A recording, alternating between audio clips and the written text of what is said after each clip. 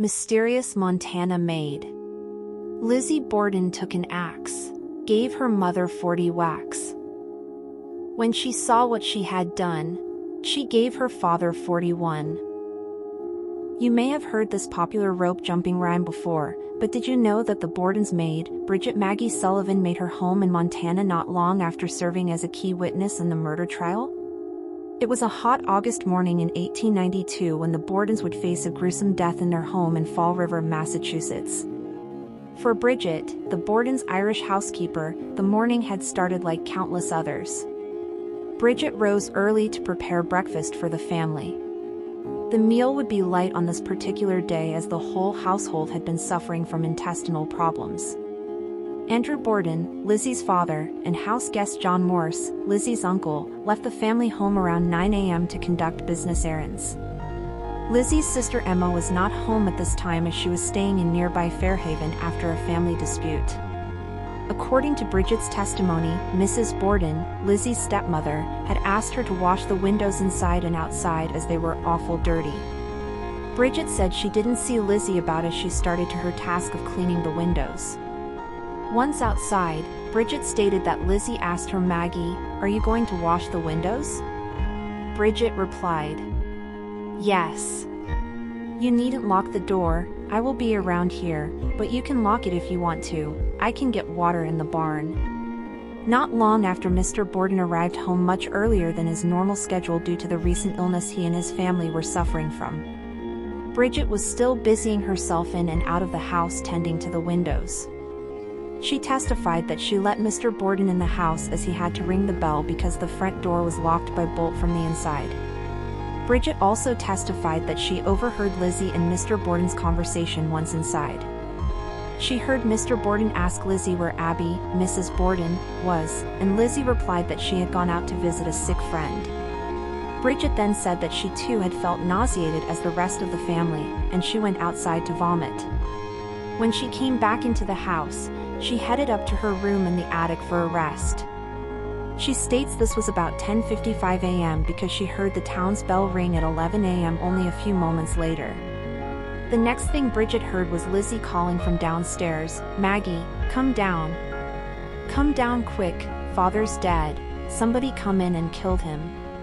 Lizzie wouldn't allow Bridget in the sitting room to view the body, she instead sent her to retrieve the doctor. Dr. Bowen pronounced Mr. Borden dead and requested a sheet to cover his body. Lizzie then asked Bridget to please go upstairs and check on Mrs. Borden as Lizzie was sure she'd heard her come in. When Bridget entered the upstairs guest bedroom, she found Abby Borden's lifeless body. Lizzie Borden was accused of murdering her father and stepmother after they were found hacked to death. The Borden murder inquest began on August 9th and lasted for 3 days. It took the jury about an hour and a half to come up with a not guilty verdict. Bridget Sullivan gave important testimony at the hearing. What really happened at the Borden residence on that fateful summer morn? Was Bridget involved somehow?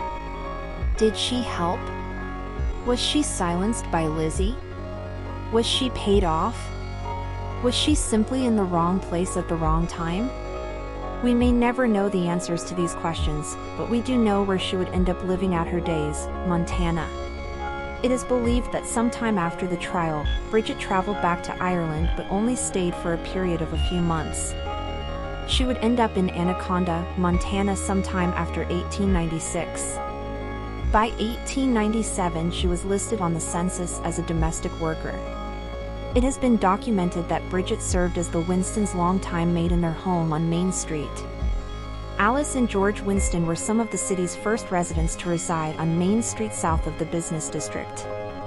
George Winston served as Anaconda's first city attorney and clerk. It seems as if Bridget had moved far enough away from her dark days at Fall River to leave that recognition behind. Even some of Bridget's family in later years were shocked to discover that their ancestor was that Bridget Sullivan. In 1905, a marriage certificate was issued to Bridget Sullivan and John Sullivan. They were married on June 21, 1905, at St. Paul's Church and lived in various homes throughout the city before purchasing a home of their own on Alder Street. John was a jack of many trades, working as a laborer, furnace man, and smelterman. The couple never had any children. Neighbors on Alder Street described Bridget as a kind and sweet woman. Family members remember her as having been tall, bent, and used a cane. And, strong-willed, liked her wine. Bridget's husband John passed away in 1939. She would move to Butte, just 25 miles away from Anaconda, in 1942. Bridget was living with her niece, Mary Sullivan, mother of Anaconda's deputy sheriff, Tim Sock Sullivan, on East Woolman Street before her death. She died at the county hospital in Butte in March of 1948 from cardiac failure. She is buried next to her husband in Mount Olivet Cemetery in Anaconda. Did she take her secrets about the Borden case to the grave? Did she have any secrets to keep?